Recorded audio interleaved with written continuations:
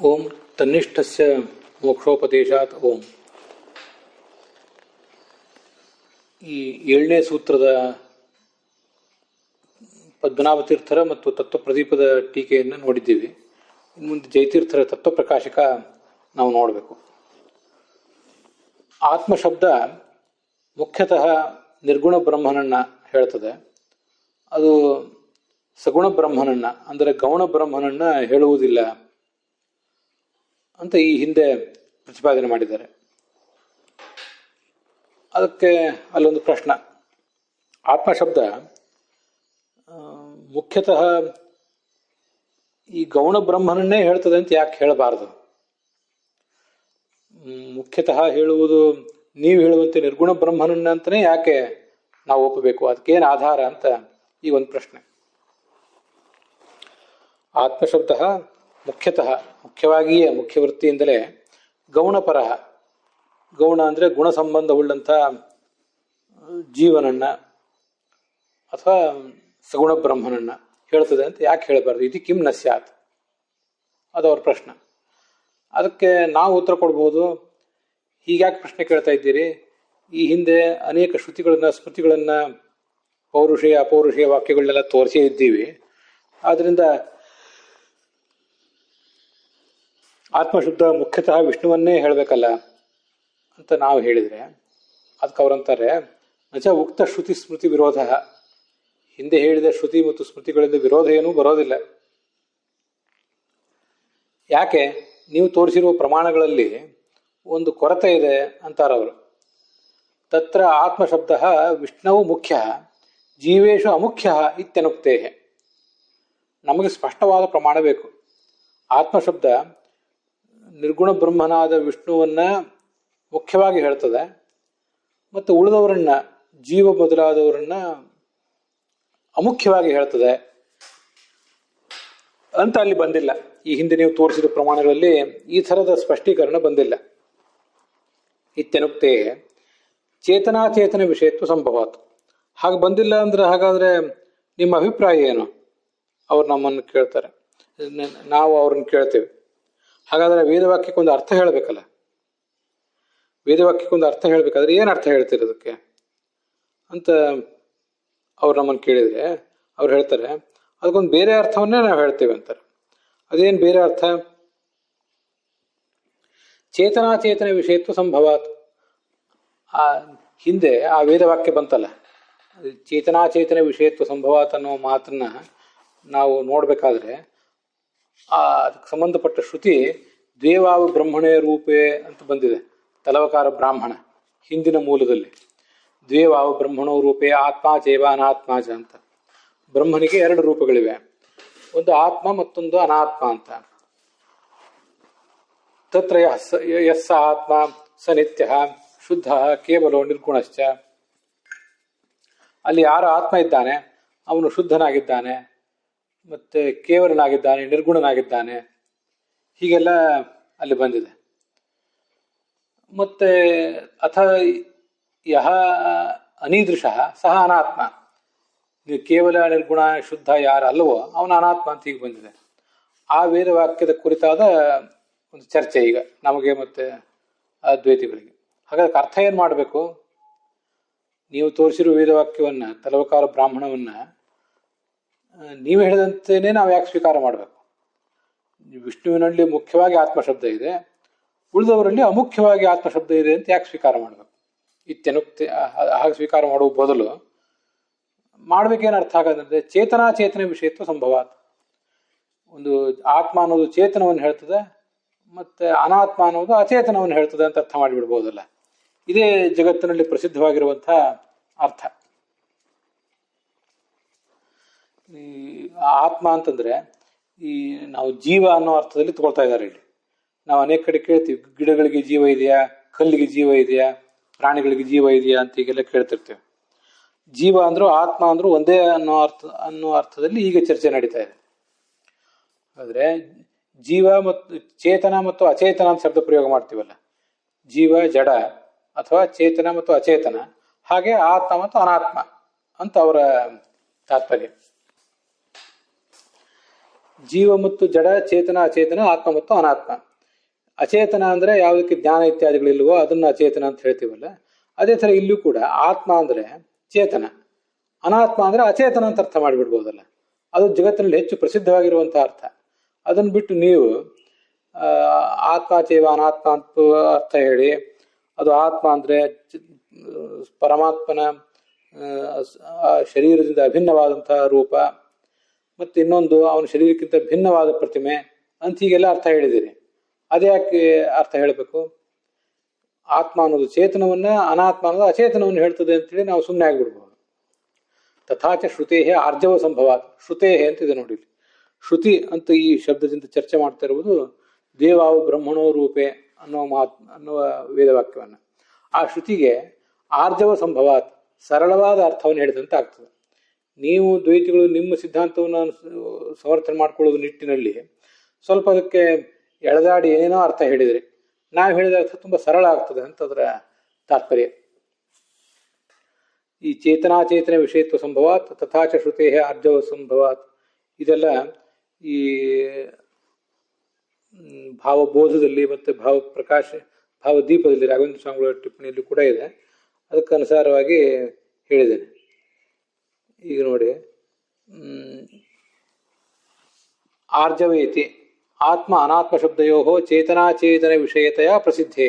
ಭಾವದೀಪದಲ್ಲಿ ಆತ್ಮ ಮತ್ತು ಅನಾತ್ಮ ಶಬ್ದಗಳನ್ನು ಎಲ್ಲಿ ಪ್ರಯೋಗ ಮಾಡ್ತಾರೆ?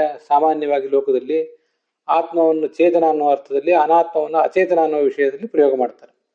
ಪ್ರಸಿದ್ಧೇ ತದ್ ಅಬಾಧನಾತ್, ಲೋಕದ ಪ್ರಸಿದ್ಧಿ ಏನಿದೆ, ಸರಳ ಎಲ್ಲರಲ್ಲೂ ಕೂಡ ಇರುವ ಪ್ರಸಿದ್ಧಿ, ಆ ಪ್ರಸಿದ್ಧಿಗೆ ನಾವು ಅದ್ವೈತಿಗಳು ಹೇಳುವ ಅರ್ಥ ಧಕ್ಕೆ ತರಲಿಲ್ಲ. ಅಬಾಧನಾತ್ ಅಂದ್ರೆ ಧಕ್ಕೆ ತರಲಿಲ್ಲ. ರೂಪ ಶಬ್ದೇ ಪ್ರತಿಮಾರೂಪ ಏಕಾರ್ಥತ್ವ ಸಂಭವೇನ ಅನೇಕಾರ್ಥತ್ವಸ್ಯ ಅಕಲ್ಪನಾಚ್ಚ. ಮತ್ತೆ ದಿವೇವಾವ ಬ್ರಹ್ಮಣೋ ರೂಪ ಎಂತಿದೆಯಲ್ಲ, ರೂಪ ಅಂದರೆ ಪ್ರತಿಮಾ ಅಂತ ಒಂದೇ ಅರ್ಥ ಮಾಡೋಣ ನಾವು. ನೀವು ಸ್ವರೂಪಭೂತವಾದ ದೇಹ ಅಂತ ಒಂದು, ಪ್ರತಿಮಾ ಅಂತ ಇನ್ನೊಂದು ಅರ್ಥ, ಹೀಗೆ ಎರಡೆರಡು ಅರ್ಥ ನೀವು ಮಾಡಿದ್ರಿ. ಈಗ ನಾವು ಅದ್ವೈತಗಳು ಹೇಳುವ ಅರ್ಥದಲ್ಲಿ ಒಂದೇ ಅರ್ಥ, ಪ್ರತಿಮೆ ಅಂತ ಒಂದೇ ಅರ್ಥ. ಈ ಚೇತನವೂ ಕೂಡ ಸ್ವಯಂ ಭಗವಂತನಿಗೆ ಚೇತನವಾದಂಥ ಜೀವರು ಕೂಡ ಒಂದು ಪ್ರತಿಮೆ, ಅಚೇತನವಾದಂಥ ಜಗತ್ತು ಕೂಡ ಒಂದು ಪ್ರತಿಮೆ ಅಂತ ಹೀಗೆ ಒಂದೇ ಅರ್ಥವನ್ನು ಹೇಳಿದಂತ ಆಗ್ತದೆ. ರೂಪ ಶಬ್ದೇ ಪ್ರತಿಮಾ ರೂಪ ಪ್ರತಿಮಾ ಎಂಬ ಏಕಾರ್ಥತ್ವ ಸಂಭವೇನ, ಒಂದೇ ಅರ್ಥವನ್ನು ಹೇಳಿದಂತಾದ್ರಿಂದ ಅನೇಕಾರ್ಥತ್ವಸ್ಯ ಅಕಲ್ಪನಾಚ್ಚ, ಅನೇಕ ಅರ್ಥಗಳನ್ನು ನಾವು ಹೇಳಿದಂತಾಗಲಿಲ್ಲ. ನೀವಾದರೆ ಆ ಥರ ಅರ್ಥ ಹೇಳಿದ್ರಿ, ಅದನ್ನು ತಪ್ಪಿಸಿದಂತಾಯಿತು. ಇವೆಲ್ಲವೂ ಕೂಡ ನಮಗಿರುವಂಥ ಸಾಧಕ ಅಂಶಗಳು ಅಂತ ಅದರ ತಾತ್ಪರ್ಯ. ಆಮೇಲೆ ಇವಿಷ್ಟೆಲ್ಲ ಇರುವುದರಿಂದ ದ್ವೇವಾವು ಬ್ರಹ್ಮಣೋ ಇತಿ ಶ್ರುತೇ, ಈ ಒಂದು ವೇದವಾಕ್ಯಕ್ಕೆ ಆರ್ಜವಂ ಸಂಭವತಿ. ಆರ್ಜವ ಅಂದರೆ ನೇರವಾದ ಮಾರ್ಗ. ಅದು ನೇರವಾದ ಮಾರ್ಗದಲ್ಲಿ ಸರಳವಾದ ಸಿಂಪಲ್ ಆಗಿ ಒಂದು ಅರ್ಥವನ್ನು ಹೇಳಿದಂತಾಯಿತು. ನೀವು ತಿರುಚಿ ಆ ವೇದವಾಕ್ಯಕ್ಕೆ ಅರ್ಥ ಹೇಳಿದಂತಾಯಿತು. ಅದು ಉಪಯುಕ್ತ ಅಲ್ಲ ಅಂತ ಅದರ ತಾತ್ಪರ್ಯ.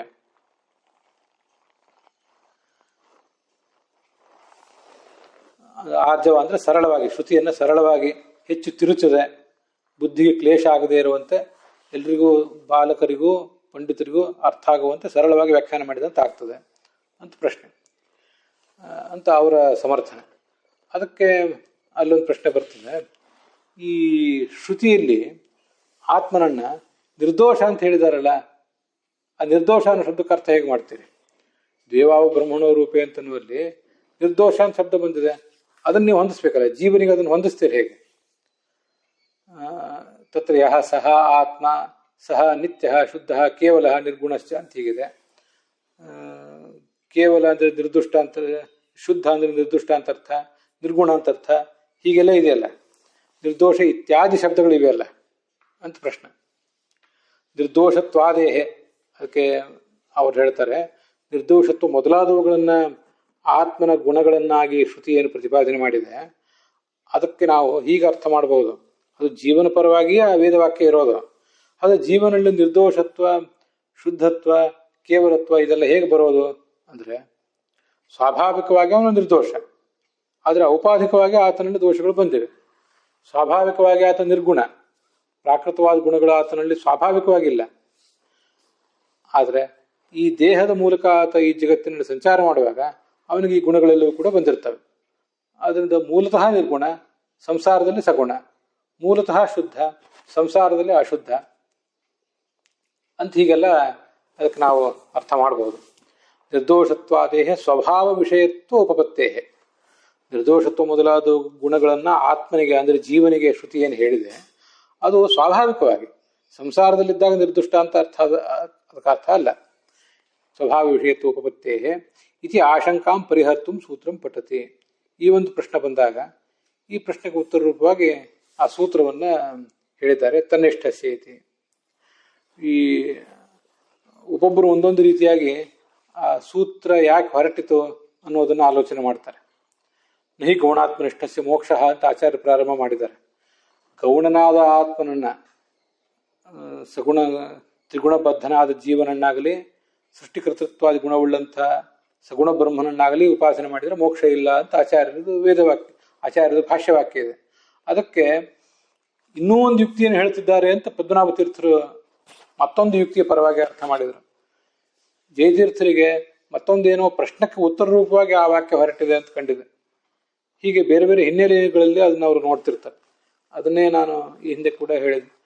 ಟೀಕಾ ಬರೆಯುವವರು, ಟಿಪ್ಪಣಿ ಬರೆಯುವಂಥ ಮಹನೀಯರು ಏನಿರ್ತಾರೆ ಅವರು ತಾವು ತಮ್ಮ ಗುರುಗಳ ಹತ್ರ ಪಾಠ ಕೇಳುವಾಗ ಒಂದು ವಿಷಯ, ತಾವು ತಮ್ಮ ಶಿಷ್ಯರಿಗೆ ಪಾಠ ಹೇಳುವಾಗ ಮತ್ತೊಂದು ವಿಷಯ, ಮತ್ತೆ ವಾದ ವಿವಾದ ಚರ್ಚೆ ಇತ್ಯಾದಿಗಳು ನಡೆದಾಗ ಇಂಥವೆಲ್ಲ ಏನು ಪ್ರಶ್ನೆಗಳು ಬಂದಿರ್ತವೆ ಆ ಪ್ರಶ್ನಕ್ಕೆ ಉತ್ತರ ರೂಪವಾಗಿ ಆಚಾರ್ಯ ಏನು ಉತ್ತರ ಹೇಳಿದ್ದಾರೆ ಅದನ್ನು ಅವ್ರ ಗುರುಗಳು ಇವ್ರಿಗೆ ಹೇಳಿರ್ತಾರೆ, ಇವರು ತಮ್ಮ ಶಿಷ್ಯರಿಗೆ ಹೇಳ್ತಾರೆ.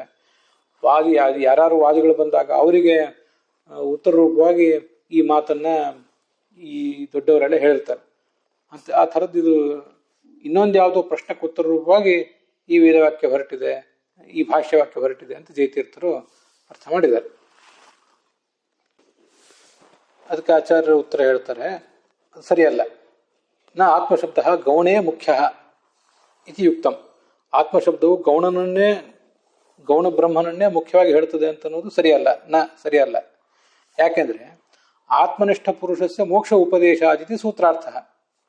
ಆತ್ಮನಿಷ್ಠನಾದ ಪುರುಷನಿಗೆ, ಆತ್ಮನನ್ನು ಉಪಾಸನೆ ಮಾಡುವ ಪುರುಷನಿಗೆ ಮೋಕ್ಷ ಸಿಗ್ತದೆ ಅಂತ ಶ್ರುತಿ ಇದೆ. ಮೋಕ್ಷೋಪದೇಶ ಉಪದೇಶ ಎಲ್ಲಿದೆ? ಶ್ರುತಿಯಲ್ಲಿ ನಮ್ಮೆಲ್ಲರನ್ನು ಕುರಿತು ಉಪದೇಶ ಇದೆ. ಅಥವಾ ಗುರುಗಳಾದವರು ನಮ್ಗೆಲ್ಲರಿಗೂ ಕೂಡ ಶ್ರುತಿ ಪುರಾಣಗಳಿಗೆ ಅನುಸಾರವಾಗಿ ಉಪದೇಶ ಮಾಡ್ತಾರೆ ಅಂತ ಅದರ ತಾತ್ಪರ್ಯ. ಸರಿ, ಅದಕ್ಕೆ ಮತ್ತೊಂದು ಪ್ರಶ್ನೆ, ತನ್ನಿಷ್ಠಸ್ಯ ಮೋಕ್ಷೋಪದೇಶೇಪಿ ಕುತೋಸೋ ನ ಗೌಣ. ಹೌದು, ನಮ್ಗಿನ್ನೂ ಅರ್ಥ ಆಗಲಿಲ್ಲ, ಅದನ್ನು ಮತ್ತಷ್ಟು ವಿವರಿಸಿ ಹೇಳ್ಬೇಕು ನೀವು. ತನ್ನಿಷ್ಠಸ್ಯ ಗೌಣಾತ್ಮನನ್ನು ಉಪಾಸನೆ ಮಾಡುವ ವ್ಯಕ್ತಿಗೆ ಮೋಕ್ಷ ಸಿಗ್ತದೆ ಅಂತ ಶಾಸ್ತ್ರದಲ್ಲಿ ಹೇಳಿರಬಹುದು. ಅಷ್ಟಾದರೂ ಕೂಡ ಕುತೋಸೌ ನ ಗೌಣ, ಈತನ ಉಪಾಸನೆಗೆ ವಿಷಯನಾದಂತಹ ಆ ವ್ಯಕ್ತಿ ತತ್ವ ಅದು ಗೌಣ ಯಾಕಲ್ಲ, ಸಗುಣ ಯಾಕಲ್ಲ? ಅದು ನಿರ್ಗುಣ ಬ್ರಹ್ಮನೇ ಅವನ ಉಪಾಸನೆಗೂ ವಿಷಯ ಅಂತ ನೀವು ಹೇಳ್ತಾ ಇದ್ದೀರಿ. ಅದು ಯಾಕೆ ಅಸೌ ಅಂದ್ರೆ ಇವನಿಂದ ಉಪಾಸನೆ ಮಾಡಿಸಿಕೊಂಡು ಇವನಿಗೆ ಮೋಕ್ಷ ಕೊಡುವಂತ ವ್ಯಕ್ತಿ ನ ಗೌಣ ಯಾಕಲ್ಲ ಅಂತ ಹೀಗೊಂದು ಪ್ರಶ್ನೆ. ಆತ್ಮನಿಷ್ಠನಾದವನಿಗೆ ಮೋಕ್ಷವನ್ನು ಹೇಳಿದ್ರು ಕೂಡ ಆತ್ಮ ಅಂದರೆ ಗುಣತ್ರಯ ಬದ್ಧ ಜೀವ ಯಾಕಾಗಬಾರದು? ಅದು ಕನ್ನಡದ ಅನುವಾದದ್ದು ನಾನು ಓದಿದೆ. ಶ್ರುತಿ ಇರೋದು ಹೌದು. ಅಸವು ಅಂದ್ರೆ ಆತ್ಮಶಬ್ದ ವಾಚ್ಯನಾದವನು ಈ ಗುಣತ್ರಯ ಬದ್ಧನಾದ ಜೀವ ಅಥವಾ ಸಗುಣ ಯಾಕಾಗಬಾರ್ದು? ಅನುವಾದ ಮಾಡುವವರು ಗುಣತ್ರಯ ಬದ್ಧನಾದ ಜೀವ ಅಂತ ಮಾತ್ರ ಅನುವಾದ ಮಾಡಿದ್ದಾರೆ. ನಾನು ಈ ಹಿಂದೆ ನಮಗೆ ಅವಲೋಕನಕ್ಕೆ ಬಂದಿರುವಂತೆ ಜೀವ ಮತ್ತೆ ಸಗುಣ ಬ್ರಹ್ಮ ಎರಡನ್ನೂ ಕೂಡ ಸೇರಿಸ್ಕೊಂಡೇ ಮುಂದುವರಿತಾ ಇದ್ದೇನೆ. ಇತ್ಯತಃ ಈ ಪ್ರಶ್ನೆಗೆ ಸ್ಪಷ್ಟವಾಗಿ ಉತ್ತರ ಕೊಡ್ತಾರೆ ಆಚಾರ್ಯರು. ನಹಿ ಗೌಣಾತ್ಮನಿಷ್ಠಸ್ಯ ಮೋಕ್ಷ. ಗೌಣಾತ್ಮನನ್ನು ಉಪಾಸನೆ ಮಾಡುವ ವ್ಯಕ್ತಿಗೆ ಮೋಕ್ಷ ಸಿಗೋದಿಲ್ಲ. ಮೋಕ್ಷವನ್ನು ಕೊಡುವ ಯೋಗ್ಯತೆ ಗೌಣಾತ್ಮನಿಗಿಲ್ಲ. ನಹಿ ಗುಣಬದ್ಧ ಆತ್ಮವಿಜ್ಞಾನಾತ್ ಗುಣ ನಿವೃತ್ತಿ ರೂಪ ಮೋಕ್ಷ ನ ಯುಕ್ತ ಇತ್ಯರ್ಥ. ಮೋಕ್ಷ ಅಂದ್ರೇನು? ಗುಣಗಳ ನಿವೃತ್ತಿಯೇ, ಸತ್ವರಜಸ್ತಮ ಗುಣಗಳ ನಿವೃತ್ತಿಯೇ ಮೋಕ್ಷ. ಅಂಥ ಮೋಕ್ಷ ಅನ್ನೋದು ಗುಣಬದ್ಧನಾದ ಆತ್ಮನ ಜ್ಞಾನದಿಂದ, ಗುಣಬದ್ಧನಾದ ಸಗುಣ ಬ್ರಹ್ಮನ ತತ್ವಜ್ಞಾನದಿಂದ, ಅಥವಾ ಗುಣಬದ್ಧನಾದ ಜೀವ, ಸಂಸಾರದಲ್ಲಿ ಬದ್ಧನಾದ ಜೀವ, ಅವನ ವಿಜ್ಞಾನದಿಂದ ಗುಣ ನಿವೃತ್ತಿ ರೂಪವಾದಂಥ ಮೋಕ್ಷ ಸಿಗೋದಿಲ್ಲ. ಮೋಕ್ಷ ಸಿಗಬೇಕಾದ್ರೆ ಅವನು ಸ್ವಯಂ ನಿರ್ಗುಣನೇ ಆಗಿರಬೇಕು. ಕೋಸೋ ಆತ್ಮನಿಷ್ಠಸ್ಯ ಮೋಕ್ಷೋಪದೇಶ ಎಲ್ಲಿ ಬಂದಿದೆ ಹಾಗೆ ಅಂತ ಪ್ರಶ್ನೆ ಬಂದರೆ, ಸರ್ವಕರ್ತೃತ್ವಾತ್, ಅದಕ್ಕೆ ಯಸ್ಯಾನುವಿತ್ತ ಪ್ರತಿಬುದ್ಧ ಆತ್ಮ ಅನ್ನೋ ಮಾತನ್ನು ಉದ್ಧರಿಸ್ತಾರೆ. ಇಲ್ಲಿ ಯಸ್ಯಾನುವಿದ್ಧ ಪ್ರತಿಬುದ್ಧ ಆತ್ಮ ಸ ಸಂದೇಹೇ ಗಹನೆ ಪ್ರವಿಷ್ಟ ಸ ವಿಶ್ವಕೃತ ಸಹಿ ಸರ್ವಸ್ಯ ಕರ್ತ. ವಿಶ್ವಕೃತ ಅಂತ ಬಂದಿದೆ. ವಿಶ್ವಕೃತ ಅಂತಂದ್ರೇನು, ಸರ್ವಸ್ಯ ಕರ್ತ ಅಂದ್ರೇನು? ಹಿಂದೆ ನಾವು ಬೇರೆ ಬೇರೆ ಅರ್ಥಗಳನ್ನು ನೋಡಿದ್ವಿ. ಅವನು ಈ ಜಗತ್ತೆಲ್ಲವನ್ನೂ ನಿರ್ಮಿಸಿದ್ದಾನೆ, ಮತ್ತೆ ಜೀವನಿಗೆ ಬೇಕಾದ ಉತ್ಪತ್ತಿ ಸ್ಥಿತಿ ಸಂಹಾರ ಇದೆಲ್ಲವನ್ನೂ ಕೊಡ್ತಿದ್ದಾನೆ. ಹೀಗೆ ಅದಕ್ಕೆ ವಿಶ್ವ ಅಂದ್ರೂ ಸರ್ವ ಅಂದ್ರೂ ಒಂದೇ ಅಂತ ಅರ್ಥ ಆದ್ಮೇಲೆ ಅದಕ್ಕೆ ಬೇರೆ ಬೇರೆ ಅರ್ಥಗಳನ್ನ ಹೇಳಬೇಕಲ್ಲ. ಹಾಗೊಂದು ಬೇರೆ ಅರ್ಥ ಹೇಳಿದ್ವಿ. ಇಲ್ಲಿ ಜಯತೀರ್ಥರು ಒಂದು ವಿಶಿಷ್ಟವಾದ ಅರ್ಥ ಹೇಳ್ತಾರೆ. ಸಹಿ ಸರ್ವಸ್ಯ ಕರ್ತ, ಅದನ್ನು ಮೊದಲಿಟ್ಕೊಳ್ಳೋಣ. ಅವನು ಈ ಜಗತ್ತಿನ ಎಲ್ಲದಕ್ಕೂ ಕಾರಣ. ಸಮಸ್ತ ಪ್ರಪಂಚದ ಚೇತನಾತ್ಮಕವಾದ ಪ್ರಪಂಚದ ಸಮಸ್ತಕ್ಕೂ ಅವನು ಕಾರಣ. ಆದ್ರಿಂದ ಅವನು ವಿಶ್ವಕೃತ. ವಿಶ್ವಕೃತ ಅಂದ್ರೆ ವಾಯುಕರ್ತ. ವಾಯುವಿಗೂ ಕೂಡ ಅವನು ಕರ್ತ ಆಗಿದ್ದಾನೆ. ವಿಶ್ವ ಶಬ್ದಕ್ಕೆ ವಾಯು ಅಂತ ಅರ್ಥ ಇದೆ. ವಿಶ್ವೋ ವಾಯು ಸಮುದ್ದಿಷ್ಟ ಪೂರ್ಣತ್ವ ಜೀವಸಂಗತಃ ಅಂತ ಬೃಹದಾರಣ್ಯಕ ಉಪನಿಷತ್ತಿನಲ್ಲಿ ಅದು ಬಂದಿದೆ. ಬೃಹದಾರಣ್ಯಕ ಉಪನಿಷತ್ತಿನ ಆ ವಾಕ್ಯವನ್ನು ಭಾವಬೋಧದಲ್ಲಿ ರಘುತ್ತಮ ಸ್ವಾಮಿಗಳ ಟಿಪ್ಪಣಿಯಲ್ಲಿ ಶ್ಲೋಕ ರೂಪದಲ್ಲೇ ನಾವು ನೋಡಬಹುದು. ಬೇರೆಯವರು ಉದ್ಧರಿಸಿದ್ದಾರೆ, ಇಲ್ಲಿ ಬಂದದನ್ನ ಹೇಳಿದೆ. ಈ ಥರ ಅರ್ಥ ಮಾಡಿದ್ರಿಂದ ಅವನು ವಿಶ್ವ ಅಂದ್ರೆ ಏನರ್ಥ? ಇದು ಹೇಗೆ ವಿಶ್ವಾನು ಶಬ್ದ ವಾಯುವನ್ನು ಹೇಳ್ತದೆ, ವಿಶ್ವಾನು ಶಬ್ದ ಪರಮಾತ್ಮನನ್ನು ಹೇಳ್ತದೆ, ಅದೆಲ್ಲ ಹೇಗೆ ಹೇಳ್ತದೆ ಅಂದರೆ, ವಿಶ್ವಾನು ಶಬ್ದಕ್ಕೆ ಎಲ್ಲ ಅಂತ ಅರ್ಥ. ನಾವು ಅದನ್ನ ಎಲ್ಲ ಅಂತ ಅರ್ಥ ಇಟ್ಕೊಂಡ್ಬಿಟ್ರೆ ಹಂಗೆ ಸಮಾಧಾನ ಆಗೋದಿಲ್ಲ ನಮಗೆ. ಕಂಪ್ಲೀಟ್ ಅನ್ನೋ ಅರ್ಥ ಇಟ್ಕೋಬೇಕು, ಪೂರ್ಣ ಅನ್ನೋ ಅರ್ಥವನ್ನು ಇಟ್ಕೋಬೇಕು. He is A complete man ಅಂತಾರಲ್ಲ. ಕಂಪ್ಲೀಟ್ ಮ್ಯಾನ್ ಅಂದರೆ ಪಡೆಯಬೇಕಾದ್ದೆಲ್ಲವನ್ನೂ ಪಡೆದವನು, ಜೀವನದಲ್ಲಿ ಸಾಧಿಸಬೇಕಾದ್ದೆಲ್ಲವನ್ನೂ ಸಾಧಿಸಿದವನು, ಅವನನ್ನು ಕಂಪ್ಲೀಟ್ ಮ್ಯಾನ್, ಪರ್ಫೆಕ್ಟ್ ಮ್ಯಾನ್ ಅಂತಾರೆ. ಆದ್ದರಿಂದ ಜೀವಸಂಘದಲ್ಲೇ ಅತ್ಯಂತ ಪೂರ್ಣನಾದ್ರಿಂದ ಮುಖ್ಯ ಪ್ರಾಣನನ್ನ ಮತ್ತು ಚತುರ್ಮುಖ ಬ್ರಹ್ಮನನ್ನ ವಿಶ್ವ ಅಂತ ಹೇಳ್ತಾರೆ. ಸಹಿ ವಿಷ್ಣು ಪರಹ ವಾಯೋ ಅಪಿ ಕರ್ತ.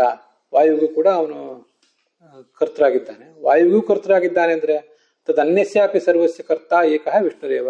ಇಡೀ ಜಗತ್ತಿಗೂ ಕೂಡ ಅವನು ಕರ್ತ ಆಗಿದ್ದಾನೆ ಅಂತಾನೆ ಅರ್ಥ ಆಗ್ತದೆ. ಈ ಥರ ಮಾಡಿದ್ರಿಂದ ಪುನರುಕ್ತಿ ದೋಷ ಇಲ್ಲ. ಇಲ್ಲದೆ ಹೋದರೆ ಸರ್ವಸ್ಯ ಕರ್ತ ಮತ್ತು ವಿಶ್ವಕೃತ ಅನ್ನೋ ಎರಡು ಶಬ್ದಗಳಿಗೂ ಕೂಡ ಬೇರೆ ಬೇರೆ ಅರ್ಥವನ್ನು ಹೇಳಬೇಕಾಗ್ತದೆ. ಒಂದೇ ಅರ್ಥ ಆಗಿಬಿಟ್ರೆ ಪುನರುಕ್ತಿ ದೋಷ ಬರುವ ಪ್ರಸಂಗ ಬರ್ತದೆ ಅಂತ ಅದನ್ನು ಗಮನಿಸಬೇಕು.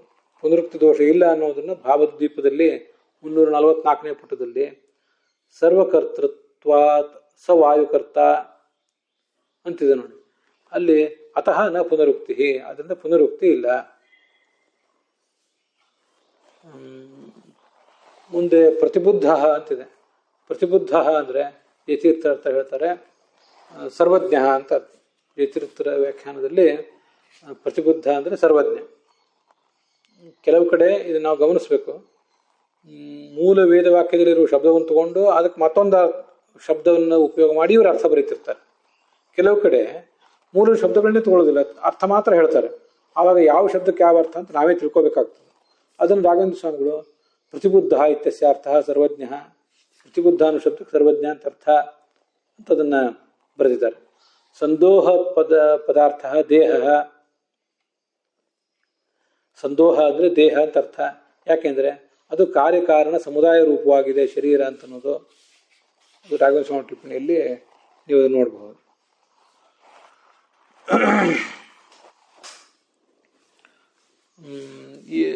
ವಾಯುಕರ್ತ ಸರ್ವಜ್ಞ ಅಸ್ಮಿನ್ ದೇಹೆ ಗುಹಾಸ್ಥಾನೇ ಪ್ರವಿಷ್ಟ. ಸೂಕ್ಷ್ಮವಾದ ಭಾಗದಲ್ಲಿ ಅವನಿದ್ದಾನೆ. ಆತ್ಮ ಏನ ಪ್ರವಿಷ್ಟನಾದ ಆತ್ಮ ಈತ, ಈ ಪರಮಾತ್ಮ. ಏನ ಉಪಾಸಕೇನ ಜ್ಞಾತೋ ಭವತಿ, ಯಾವ ಉಪಾಸಕನಿಂದ ಈ ಪರಮಾತ್ಮ ತಿಳಿಯಲ್ಪಡ್ತಾನೋ ಆ ಉಪಾಸಕನಿಗೆ ಕೂಡ ಸಹ ವಿಷ್ಣು ಲೋಕೆ ಏವ ಲೋಕಃ ಭವತಿ, ಆ ವಿಷ್ಣು ಲೋಕದಲ್ಲಿಯೇ ಅವನಿಗೂ ಕೂಡ ಸ್ಥಾನ ಇರ್ತದೆ ಅಂತ ಅದರ ತಾತ್ಪರ್ಯ. ಅಲ್ಲಿ ಸ ವಿಷ್ಣು ಲೋಕೆ ಏವ ಅಂತಿದೆ, ಅದು ಸರಿಯಲ್ಲ. ಲೋಕ ಏವ,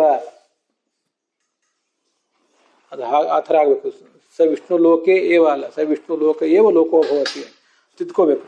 ಬೇರೆ ಕಡೆ ಕನ್ನಡದ ಅನುವಾದದಲ್ಲೆಲ್ಲ ಹಾಗೇ ಇದೆ. ನೀವು ಇದನ್ನು ಪಾಠ ಕೇಳುವವರು ಕೆಲವು ಇನ್ನೂ ಕೆಲವು ಬೇರೆ ಕನ್ನಡದ ಅನುವಾದದನ್ನ ಬೇರೆ ಬೇರೆ ಪಾಠಗಳನ್ನು ನೋಡ್ತಾ ಇರ್ತೀರಿ. ಅಲ್ಲೂ ಕೂಡ ಲೋಕ ಏವ ಅಂತ ಇದ್ದಿರಬೇಕು. ಸ ವಿಷ್ಣು ಲೋಕ ಏವ ಲೋಕೋ ಭವತಿ. ವಿಷ್ಣುವಿನ ಲೋಕವೇ ಇವನ ಲೋಕ ಆಗ್ತದೆ. ಲೋಕಃ ಅಂತ ವಿಸರ್ಗ ಇದೆ, ವಿಸರ್ಗ ಲುಪ್ತ ಆಗಿ ಲೋಕಃ ಅಂತ ಆಗಿದೆ ಅಷ್ಟೆ. ಲೋಕೋ ಭವತಿ ಇತಿ ಆತ್ಮನಿಷ್ಠ ಪುರುಷಸ್ಯ ಮೋಕ್ಷ ಉಪದೇಶ್ಯತೆ.